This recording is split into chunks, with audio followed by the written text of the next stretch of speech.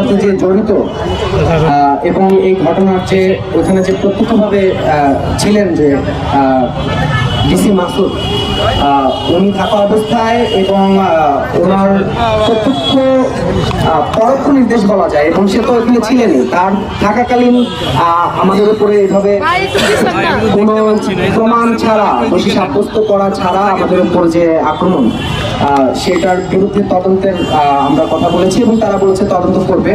কিন্তু আমরা এও জানি যে সাম্য হত্যাকাণ্ড থেকে শুরু করে বিভিন্ন যে বিচারহীনতার যে একটা সংস্কৃতি তৈরি হচ্ছে, অর্থাৎ একটা ঘটনা ঘটে যাওয়ার পর তারা আসলে তদন্ত করার কথা বলে, কিন্তু এর পরবর্তী সময় দেখা যায় যে যারা আসলে আইনের রক্ষকের কথা বলা হয় তারাই যখন আইন ভঙ্গকারী হয় তখন সেটার বিচার আসলে আমরা পাই না।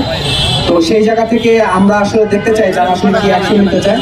এবং আমরা এও বলেছি যে শাহবাগ থানা থেকে জানো, এই যে শিক্ষার্থীদের মুখোমুখি শাহবাগ থানা আজকে, এটা আজকেও না, বরাবরই একটা সংস্কৃতি তৈরি হয়েছে।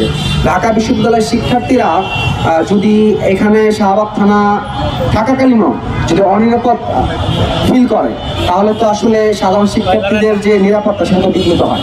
সানবিট সব দিবে সামাল। সানবিট ম্যাজিক প্রেস ডিশওয়াশিং এর মাথা ঘোরানো সলিউশন।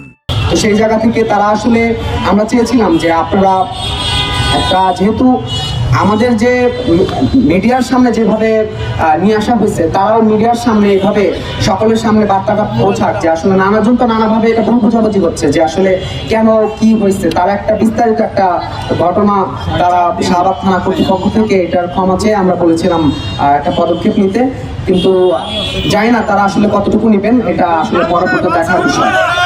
আর আমরা দেখা যাক, এটা তাদের এখন পুরোটাই ডিপেন্ড করে হচ্ছে আমাদের যে দাবি দেওয়া সেটা তারা কতটুকু বাস্তবায়ন করছে।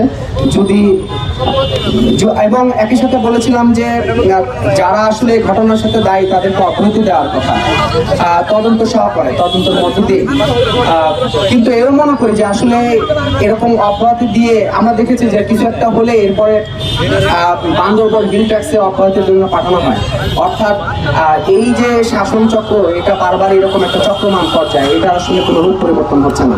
তাই আমরা এখনো শঙ্কিত, সাধারণ শিক্ষার্থীরা শঙ্কিত, এবং একই সাথে এদেশের সাধারণ জনগণ যাদের উপরে প্রতিনিয়ত যে ক্ষমতা চর্চা করা হয় জোরপূর্বক এবং বল প্রয়োগের মধ্য দিয়ে, সেটা আসলে সাধারণ জনগণের উপর যে দমনপূরণ নামে আসা হচ্ছে সেটা আমরা আসলে তাদের কাছে জবাব চাই। এবং আমরা চাই যে 48 ঘন্টার মধ্যে তারা একটা, তাদের পক্ষ থেকে কি অ্যাকশন নেওয়া হয় সেটা আমরা দেখবো।